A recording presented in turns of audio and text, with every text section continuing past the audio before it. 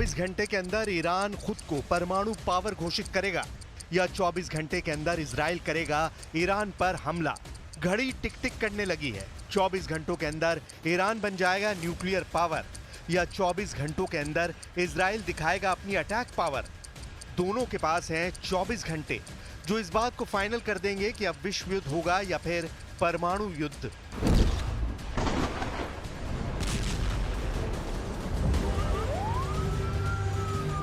Iran और Israel की टक्कर में पूरी दुनिया फंस चुकी है और अब एक फैसला इस युद्ध को एक झटके में अंजाम तक पहुंचा सकता है।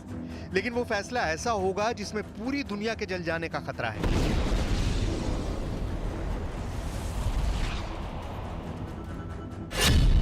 अमेरिका की मीडिया से लेकर दुनिया के कई हिस्सों में अब ऐसी खबरें छप रही हैं कि ईरान ने बहुत खुफिया तरीके से परमाणु परीक्षण कर लिया है।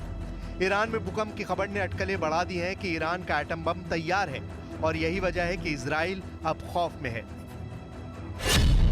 खबर यह है कि ईरान के सिमनान प्रांत में 5 अक्टूबर को जलजला आया। रिक्टर स्केल पर तीव्रता 4.5 मापी गई। इस भूकंप का एपिसेंटर ईरान के एक परमाणु प्लांट के करीब 10 किलोमीटर नीचे बताया जा रहा है।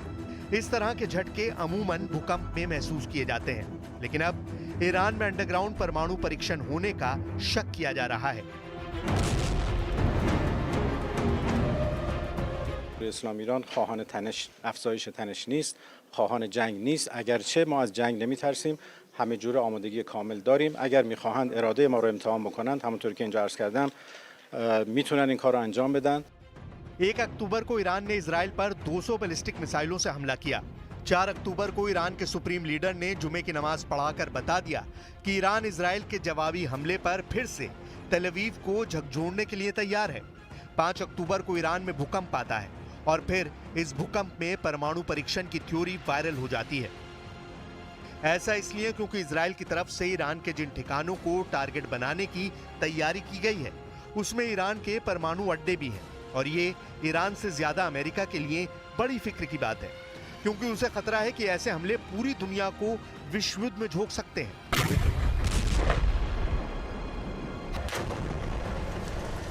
ईरान पिछले 20 सालों से अपना परमाणु कार्यक्रम बेहद सीक्रेट तरीके से चला रहा है। यहां तक कि अमेरिका को भी ईरान के सीक्रेट परमाणु कार्यक्रम के बारे में बहुत ज्यादा जानकारी हाथ नहीं लग पाई है। हालांकि 2023 में अमेरिका की न्यूज एजेंसी एसोसिएटेड प्रेस ने यह दावा किया कि ईरान ने अपना परमाणु प्लांट जमीन के इतना नीचे बनाया है कि अमेरिका की कोई भी मिसाइल उसे भेद नहीं सकती है। इस रिपोर्ट में दावा किया गया है कि ईरान तेहरान से करीब 225 किलोमीटर दूर नतांज न्यूक्लियर प्लांट के पास पहाड़ों में सुरंगें बना रहा है।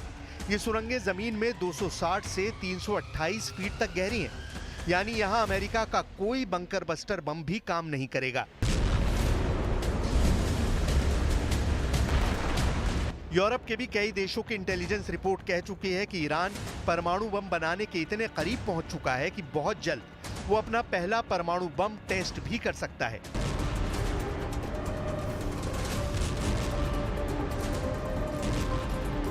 इसलिए 1 साल बाद अगर ईरान ने एटम बम बना लिया है तो इजराइल उसे कैसे काउंटर करेगा। ईरान की मिसाइल रोकने में इजराइल फेल रहा है। उसके एरो मिसाइल डिफेंस सिस्टम भी ईरान के मिसाइल के खिलाफ फूल प्रूफ सिस्टम की तरह काम नहीं कर पाए। इसलिए अगर ईरान ऐलान करता है कि उसने परमाणु बम बना लिया है तो समझ लीजिए कि पूरे इजराइल में परमाणु बम का सायरन बजने लगेगा, चाहे वो राजधानी तेल अवीव हो या फिर हाइफा या फिर कोई और इजरायली शहर। मैं इस वक्त इजराइल के तेल अवीव में हूं और यहां के लोगों में हमास के छोटे रॉकेट से ज्यादा डर ईरान की बड़ी मिसाइलों का रहता है। वैसे तो इजराइल का एयर डिफेंस सिस्टम 24 घंटे अलर्ट मोड पे रहता है और इजराइल की तरफ आने वाले हर ड्रोन को, हर मिसाइल को और हर रॉकेट को इंटरसेप्ट करके आसमान में ही खत्म कर देता है। लेकिन फिर भी यहाँ के लोगों के मन में एक सवाल हमेशा गूंजता रहता है कि अगर हमला 1 अक्टूबर से बड़ा हुआ तो क्या होगा। ईरान के परमाणु ठिकानों को लेकर IAEA यानी अंतर्राष्ट्रीय परमाणु ऊर्जा एजेंसी की एक सीक्रेट रिपोर्ट पहले ही इजराइल और अमेरिका को बहुत ज्यादा डरा चुकी है। IAEA की सीक्रेट रिपोर्ट में दावा किया गया है कि ईरान ने 60% तक संवर्धित यूरेनियम इकट्ठा कर लिया है। इसीलिए कहा जा रहा है कि बहुत जल्दी ईरान इससे 3 एटम बम बना सकता है। ईरान का यूरेनियम का स्टॉक 6 किलो 700 ग्राम से बढ़कर 128 किलो तक पहुंच गया है। एक परमाणु बम बनाने के लिए यूरेनियम का 90% तक संवर्धन करना जरूरी है और दावा किया जा रहा है कि ईरान ने 60% तक संवर्धन कर लिया है। ऐसे दावे इजराइल और अमेरिका भी लगातार करते रहे हैं, लेकिन जब युद्ध के बीच हालात ऐसे हों और ईरान में आए एक भूकंप को परमाणु परीक्षण से जोड़कर देखा जा रहा हो, तो समझ जाइए कि इजराइल के लिए बैकफुट पर आने का वक्त आ गया है।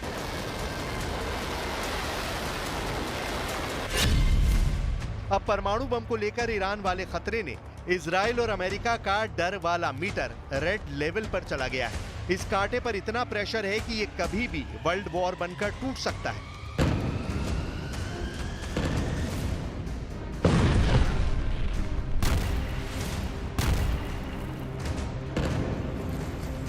سیاست ما سیاست جنگ و ادامه تنش نیست، اگرچه برای اون آمادگی داریم. سیاست ما توقف درگیری ها هست و رسیدن به یک آتشبس عادلانه که مورد توافق، مورد قبول و پذیرش مقاومت باشه.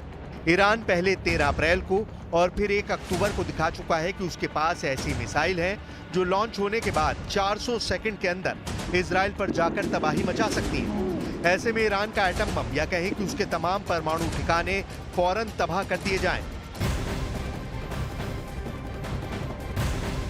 और वॉर जोन से इस वक्त की बहुत बड़ी खबर आपको बता दें, इजराइल ने दावा किया है कि उसने हिजबुल्लाह की नई लीडरशिप को भी खत्म कर दिया है, तबाह कर दिया है। बेंजामिन नेतन्याहू ने कहा है कि हसन नसरल्लाह की जगह लेने वाला हाशिम सैफुद्दीन की इजराइल के हमले में मौत हो चुकी है।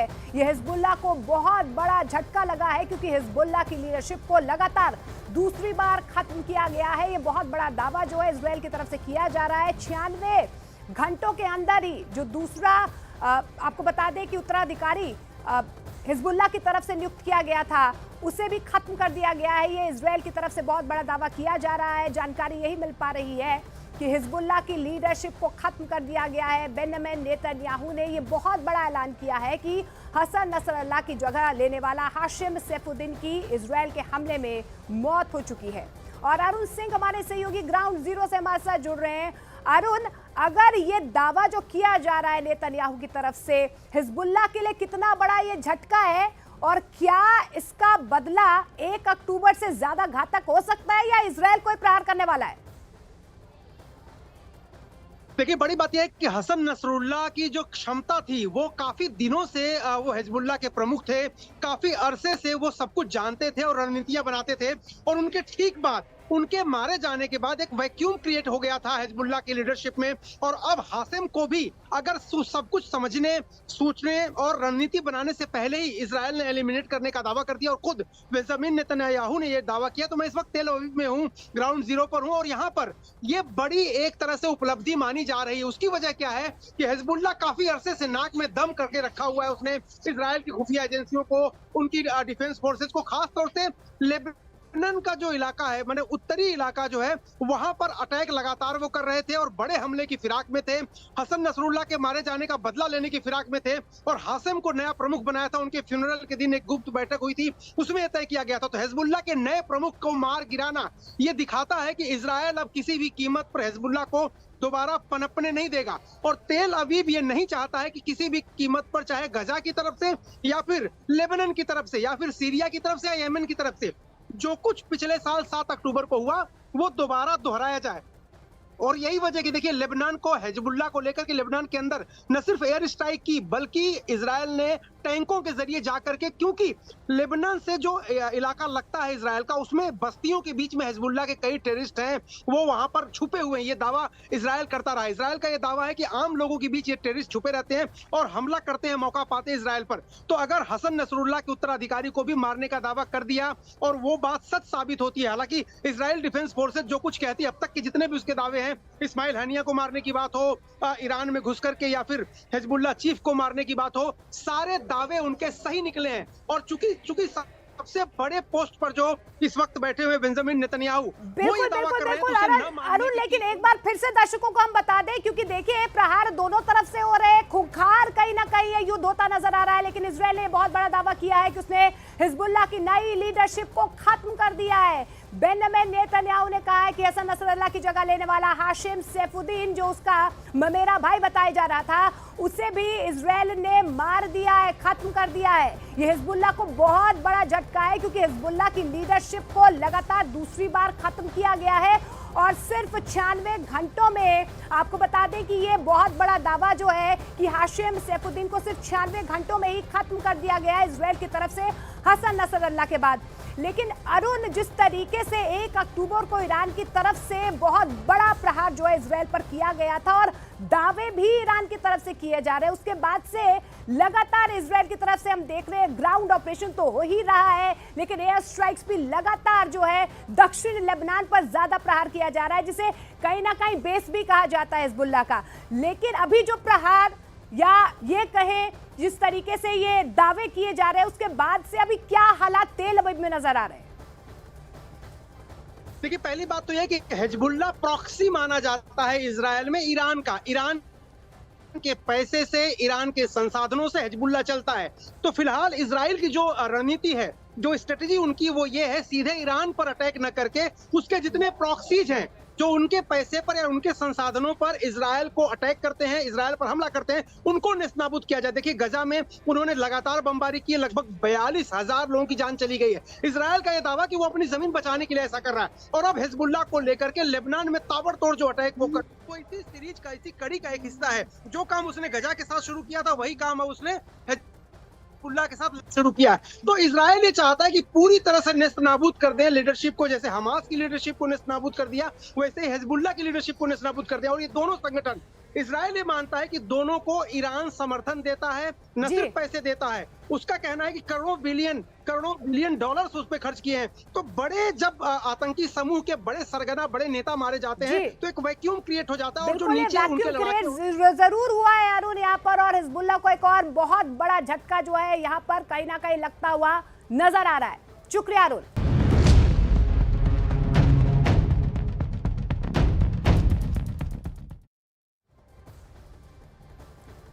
तो ईरान पर इजराइल के हमले की तलवार लटक रही है और इस बीच खामनेई का खास मिलिट्री कमांडर लापता है। यही नहीं, हमास चीफ याह्या सिनवार भी मारा गया है या जिंदा है, इस पर सस्पेंस बरकरार है। और तो और नसरल्लाह के मारे जाने के बाद जिस हाशिम सैफुद्दीन के मारे जाने की रिपोर्ट छप रही है, उसे लेकर नेतन्याहू ने तो ऐलान कर दिया है कि मारा गया है, लेकिन हिजबुल्लाह की ओर से अभी इसकी पुष्टि नहीं हो पाई है। ऐसे में सवाल यह है कि कहां गायब हो गए हैं 3 टॉप कमांडर ईरान के।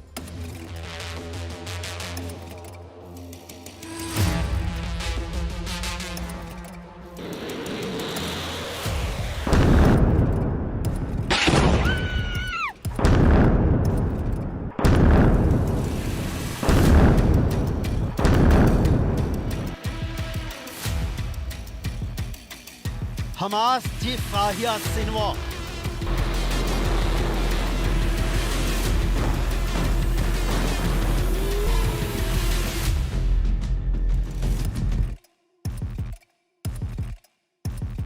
जिंदा या मुर्दा?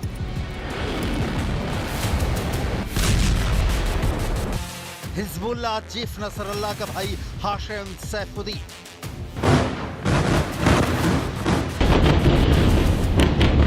जिंदा या मुर्दा?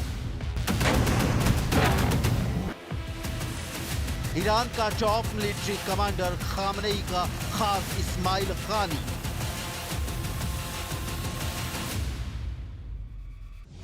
जिंदा या मुर्दा? प्रतिरोध की धुरी के ये 3 कप्तान कहां लापता हो गए? जमीन खा गई या आसमान निकल गया? जिस वक्त हिजबुल्लाह को सैफुद्दीन की सबसे ज्यादा जरूरत है, जिस वक्त खामनेई को कानी की सबसे ज्यादा जरूरत है, उसी वक्त प्रतिरोध की धुरी ये 3 कंधों का क्या इजराइल ने सुपुर्दे खाक कर दिया? इन 3 घोस्ट कमांडरों को लेकर इंटरनेट पर कई तरह की जानकारियां हैं, जिसमें ये क्लियर नहीं हो पा रहा है कि ये तीनों मारे गए या जिंदा हैं। लिहाजा एक एक कर तीनों की आपको कुंडली भी दिखाएंगे और अगर मारे गए हैं तो उनकी डेथ रिपोर्ट की भी तलाश करेंगे। हमास का नया चीफ याह्या सिनवार कहां है? इजराइल की खुफिया एजेंसी मोसाद, अमेरिका की CIA, इस सवाल से परेशान है। कभी उसके भेष बदलकर गाजा की सड़कों पर घूमने का दावा किया जाता है, तो कभी उसके इजरायली हमलों में मारे जाने की अटकलें लगाई जाती हैं। हकीकत यह है कि किसी को नहीं पता कि सिनवार कहां है। इजरायल और हमास के बीच मध्यस्थता में शामिल कतर के अधिकारियों का कहना है कि उनका सिनवार से कोई संपर्क नहीं हो पा रहा। दूसरी ओर अब तक ऐसा कोई सबूत नहीं मिला है जिससे कहा जा सके कि याहिया सिनवार मारा जा चुका है। इजरायल डिफेंस फोर्स भी उन अटकलों की जांच कर रही है जिसमें सिनवार के गाजा में एक हवाई हमले में मारे जाने की बात कही जा रही है। कहा जा रहा है कि सिनवार ने मोबाइल समेत किसी भी तरह के गैजेट्स का इस्तेमाल करना बंद कर दिया है। हमास और इजराइल की मध्यस्थता में शामिल कतर के अधिकारियों का कहना है कि याहिया सिनवार पेपर पेन के जरिए संवाद करता है, लेकिन अभी वो भी बंद है। कहा जा रहा है कि अपनी जान बचाने के लिए खुद को बचे हुए इजरायली बंधकों से घेर लिया है, जिससे इजरायली सेना उसे निशाना बनाने से पहले 100 बार सोचे। सिनवार के ऐसा करने के पीछे सबसे मजबूत वजह हाल में हुई हिजबुल्लाह चीफ नसरल्लाह की मौत भी हो सकती है, क्योंकि इजरायली सेना ने जब नसरल्लाह को टारगेट किया तो वो जमीन के कई फीट नीचे बंकर में था। बंकर बस्टर बम के जरिए इजराइल ने ऐसा जोरदार धमाका किया कि उस हमले में कोई नहीं बच पाया। लिहाजा इजरायली एजेंसियों को सिनवार के लोकेशन की जानकारी मिल भी जाती है तो बंधकों से घिरे होने के चलते वो इस तरह के हमलों को अंजाम नहीं दे पाएंगे। मजबूरन इजराइल को सिनवार के खिलाफ जमीनी ऑपरेशन ही चलाना होगा, जो कि गाजा की सुरंगों के जाल के बीच बेहद मुश्किल काम होगा। בעזה צריכים להשיג את שתי המטרות שלנו, גם לחסל את החמאס וגם להחזיר את החטופים, ואנחנו על העניין הזה בכל הכוח. במקביל לנושא הזה, אנחנו מסתכלים על כל הזירה, וזה אומר שבזמן שאתם נלחמים כאן בעזה, אנחנו נערכים גם לכל דבר שיכול לקרות בצפון, והעברת מרכז כובד יכולה להיות מהירה ויכולה לכלול גם אתכם, בלוח זמנים קצר. ואנחנו ערוכים לכל האפשרויות האלה. כאן אנחנו נמשיך ונלחץ ונכה את חמאס ונשחוק אותה ונחסל את החמאס. हिजबुल्लाह चीफ का चचेरा भाई हाशिम सैफुद्दीन कहां है? हिजबुल्लाह चीफ हसन नसरल्लाह की मौत के बाद कहा गया कि अब नया चीफ होगा हाशिम सैफुद्दीन, लेकिन कुछ घंटों बाद ही दावे होने लगे कि सैफुद्दीन भी मारा गया। गौर करने वाला तथ्य ये है कि हिजबुल्लाह ने सैफुद्दीन की मौत की आधिकारिक घोषणा नहीं की, जैसा नसरल्लाह की मौत के बाद किया था। पुख्ता दावा IDF की ओर से भी पेश नहीं किया गया, बस रिपोर्ट छपने लगी कि नसरल्लाह का चचेरा भाई हाशिम सैफुद्दीन भी मारा गया। इजरायली अधिकारियों ने द न्यूयॉर्क टाइम्स को बताया कि हमले में हाशिम सैफुद्दीन समेत कई दूसरे लोगों को निशाना बनाया गया है, लेकिन मौत की पुष्टि नहीं हुई।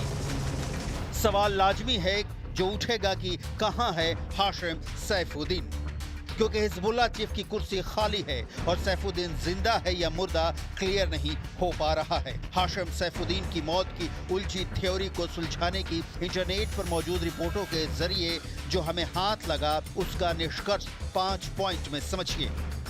नंबर 1, हाशिम सैफुद्दीन जिंदा है या मुर्दा किसी को नहीं पता। नंबर 2, नसरल्लाह की मौत के बाद से सैफुद्दीन को किसी ने नहीं देखा। नंबर 3, सैफुद्दीन की मौत पर हिजबुल्लाह भी खामोश है। नंबर 4, सैफुद्दीन की मौत हुई होती तो जनाजा जरूर निकाला जाता। नंबर 5, हिजबुल्लाह ने अपने चीफ के नाम का ऐलान अब तक नहीं किया। सवाल है हाशिम सैफुद्दीन, जो कि हिजबुल्लाह की कार्यकारी परिषद के प्रमुख के तौर पर समूह के राजनीतिक कामकाज को देखने का काम करता था, जिंदा है या मुर्दा? जिंदा है तो सामने क्यों नहीं आता, और अगर मारा गया तो हिजबुल्लाह नसरल्लाह की तरफ सैफुद्दीन की मौत का ऐलान क्यों नहीं करता? रॉयटर्स की रिपोर्ट के मुताबिक सैफुद्दीन जिहाद काउंसिल में शामिल है, जो सैन्य अभियानों का मैनेजमेंट करने का काम करती है। सैफुद्दीन को अमेरिकी विदेश विभाग ने 2017 में आतंकवादी घोषित किया है। हाशिम सैफुद्दीन भी अपने भाई नसरल्लाह की तरह ही एक मौलवी है जो खुद को पैगंबर मोहम्मद के वंशज होने का दावा करता है। लेबनान में इजराइल एयर स्ट्राइक और ग्राउंड ऑपरेशन दोनों तरह से कहर बरपा रहा है। अब तक 2000 से ज्यादा लोग मारे जा चुके हैं। हिजबुल्लाह के करीब सारे टॉप के कमांडर मारे जा चुके हैं। तीसरा घोस्ट कमांडर जो लेबनान में इजराइल का अटैक के बाद से ही लापता है, उसका नाम है इस्माइल कानी। हिजबुल्लाह चीफ हसन नसरल्लाह की मौत के बाद ईरान के supreme leader Ayatollah Ali Khamenei खुद सामने आए। बगल में बंदूक रखकर हजारों लोगों को संबोधित किया, लेकिन अमूमन खामनेई के साथ दिखने वाला कमांडर इस्माइल कानी इस दौरान भी नहीं दिखा। कहा जा रहा है कि लेबनान में हिजबुल्लाह के ठिकाने पर हमले के दौरान इस्माइल कानी की भी मौत हो गई, लेकिन इसका कोई सबूत सामने नहीं आया। ईरान के टॉप कमांडर कासिम सुलेमानी की मौत के बाद इस्माइल कानी ने कुद्स फोर्स की कमान संभाली थी। इस्माइल कानी ईरान की मिलिट्री स्ट्रेटजी संभालते हैं। ईरान के सारे सीक्रेट मिशन को संभालने की जिम्मेदारी भी इस्माइल कानी की ही है। हिजबुल्लाह, हमास और हुथी विद्रोहियों को हथियारों की सप्लाई का काम भी कानी के जिम्मे है। कुद्स फोर्स पूरे मिडिल ईस्ट में इस्लामिक संगठनों से रिश्ता रखती है, उसी के इशारे पर चलती है। तेहरान से जो कुछ भी ऑर्डर मिलता है उसे कानी ही दूसरे संगठनों तक पहुंचाते हैं। न्यूयॉर्क टाइम्स ने अपनी रिपोर्ट में दावा किया है कि ईरान के टॉप अधिकारियों को भी नहीं पता है कि इस्माइल कानी इस वक्त कहां है, वो घायल है या उनकी मौत हो चुकी है। इस्माइल कानी से किसी का भी संपर्क नहीं है। अब ईरान की कुद्स फोर्स के डिप्टी चीफ इराद मस्जेदी का कहना है कि हमारे चीफ इस्माइल कानी का स्वास्थ्य अच्छा है, वे अपना काम कर रहे हैं। कुछ लोग हमसे इस बारे में बयान जारी करने के लिए कह रहे हैं, लेकिन हमें लगता है कि इसकी कोई जरूरत नहीं है। इजराइल अपने दुश्मनों को नहीं छोड़ता, देर सवेर उन्हें मौत के घाट उतारता ही है। इसीलिए सवाल उठ रहे हैं कि ये 3 कमांडर जिंदा हैं या मुर्दा, क्योंकि अगर जिंदा हैं तो मोसाद का काम बाकी है और मारे गए हैं तो हमास, हिजबुल्लाह और ईरान तीनों के लिए ये बहुत बुरी खबर है।